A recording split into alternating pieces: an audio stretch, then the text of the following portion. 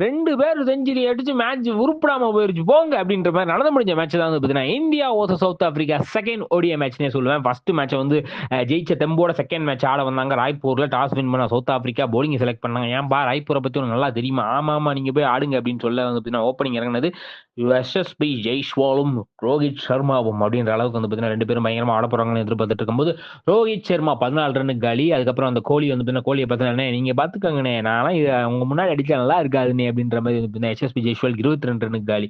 கோலியும் ருத்ராஜ் கெய்க்வாடும் அதுக்கப்புறம் பார்ட்னர்ஷிப் அமைச்சாங்களான்னு கேட்டா செமையா அமைச்சாங்க. அப்படியே அந்த ஒவ்வொரு ஷாட் அவங்க அடிச்சது அப்படியே கண்ணில் ஒத்தி வத்திக்கலாம் அஞ்சு அப்படின்ற அளவுக்கு வந்து பார்த்தீங்கன்னா 2 பேரும் சூப்பர் பர்ஃபார்மன்ஸ். எஸ்எஸ்பி ஜெய்ஸ்வால் வந்து பார்த்தீங்கன்னா 22 ரன்னுக்கு போனாலும் நான் அடிக்கிறேன் உங்க கூட சேர்ந்து அப்படின்ற மாதிரி ருத்ராஜ் வந்து 83 பால் 105 ரன். அந்த பக்கம் கோலி 93 பால் 102 ரன். கன்சிகூட்டிவா அடுத்த 100 தலைவா ஒரு 200 போட்டு தலைவா உங்க பேட்ல இருந்து பார்க்கணும் ஆசையா இருக்கு அப்படின்ற மாதிரி அவங்க ஃபேன்ஸ் எல்லாம் குதூகலமா இருக்கு. 2 பேர் விக்கெட்டும் போக அதுக்கப்புறம் அந்த வாஷிங்டன் சுந்தரும் கே எல் ராகுலும் வந்து வாஷிங்டன் சுந்தர் என்ன அவசரம் தெரியல ரன் அவுட் ஆயிட்டு ஒரு ரன்ல போயிட்டாரு. ரவீந்திர ஜடேஜாவும் ராகுலும் அதுக்கப்புறம் ஒரு பார்ட்னர்ஷிப் சூப்பரான கேப்டன் இன்னிங்ஸ்னே சொல்லலாம். 43 பாலுக்கு 66 ரன். அந்த பக்கம் ஜடேஜா நாட்டோட 27 பாலுக்கு 24 ரன்ன்ற மாதிரி ஓவரால் 5 விக்கெட் இழப்புக்கு 358 ரன் 359 அடிச்சா நீங்க வெற்றீங்க. சவுத் ஆப்பிரிக்கா போய் ஆடுங்க பார்ப்போம் அப்படின்ற மாதிரி தொடங்க வந்து பார்த்தீங்கன்னா நல்லா தெம்போட தான் ஆரம்பிச்சாங்க. ஏன்னா பிரிண்டன் டிகாக்கு 8 ரன்லேயே காலி பண்ண அஷர் ஸ்ரீம் வந்து பார்த்தீங்கன்னா கண்டிப்பாக மேட்ச் நமக்கு தான் அப்படின்ற மாதிரி நினச்சிருப்பாங்க.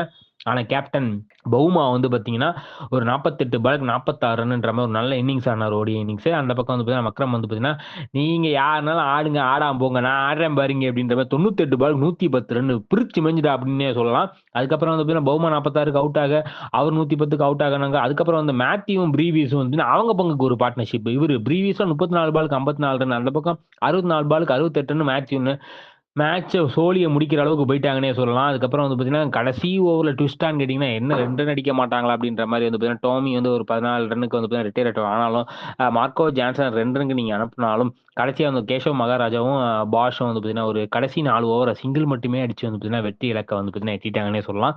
இன்னுங்க தோத்துட்டோமா? ஆமாங்க 362 ரன் அடிச்சுட்டாங்க அவங்க போங்க 4 விக்கெட் வித்தியாசத்தில் அபார தோல்வி இந்தியா அப்படின்ற மாதிரி போடுங்க அப்படின்ற அளவுக்கு வந்து படுதோல்வியா வந்து பார்த்தீங்கன்னா ஆயிருச்சு.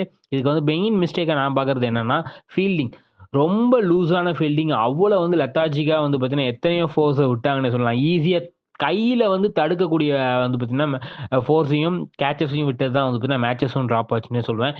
இதை பற்றி நீங்கள் என்ன நினைக்கிறீங்கன்றத கமெண்ட் செக்ஷன் சொல்லுங்கள். எந்த வீடியோ உங்களுக்கு பிடிச்ச லைக் பண்ணி ஷேர் பண்ணுங்கள். மறக்காமல் தினமல்ல சப்ஸ்கிரைப் பண்ணுங்கள். நன்றி வணக்கம்.